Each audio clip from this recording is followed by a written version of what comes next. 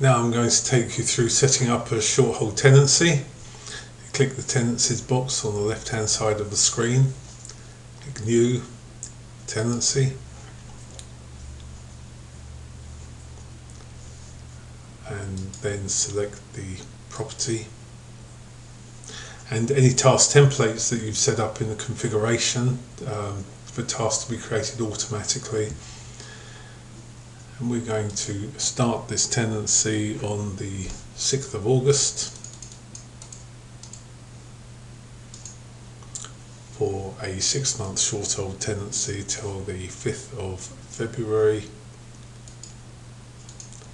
2015. And here we can select the rent payment date, which can be on the 1st of the month. It could be on the 6th to coincide with when the tenancy starts, or indeed any other day of the month, and it will be calculated pro rata for the first payment. Then click the deposit box and indicate whether the deposit has been paid or not. At this stage, probably not. And you can see that the subtotal is calculated as the rent of £1,006.45 plus a deposit of £1,200 plus any check-in check-out charges that in this case is payable by the owner, which is another £95. So that's where this figure comes from. So if you OK this, now we can flick through these tabs and just check that everything is as it should be. Click on the rent and deposits, agents' charges and commissions, check-in charges. These can be changed now if you want the tenant to pay the check-in rather than the owner. You can change it here. Same with the check-out. Now this termination date box is that the date on which the tenancy will actually terminate.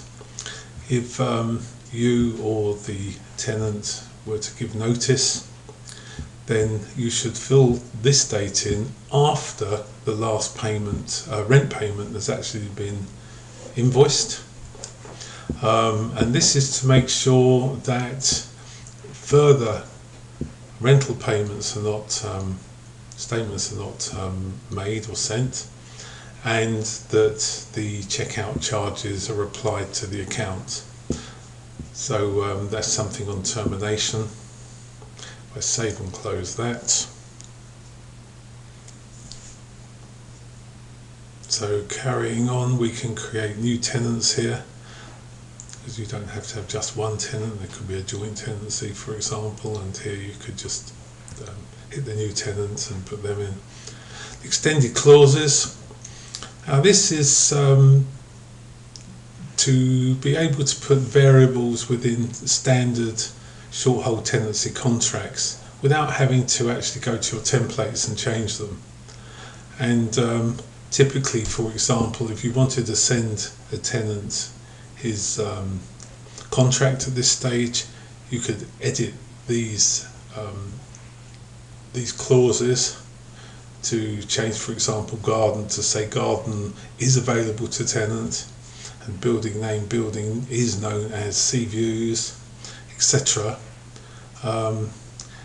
And just to show you how that works, if I go into the tenancy agreement that's set up on this system, you can see that the agreement is populated with the landlord and tenant lead names, addresses, contacts, etc.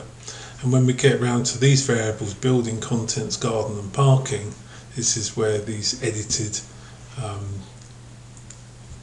phrases are actually entered within the agreement.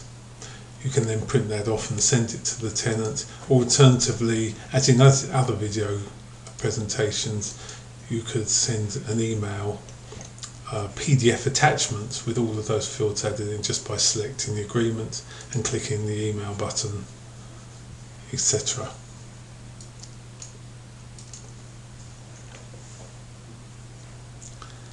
The tasks here are those set up again in the configuration, which you may or may not have done.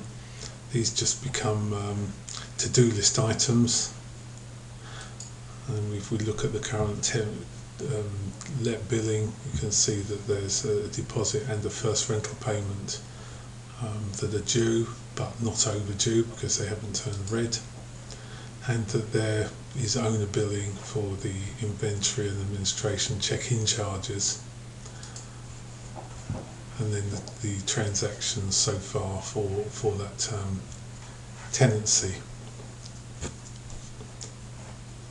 So how we collect rent and how we send statements to the owners of the properties is covered in another video.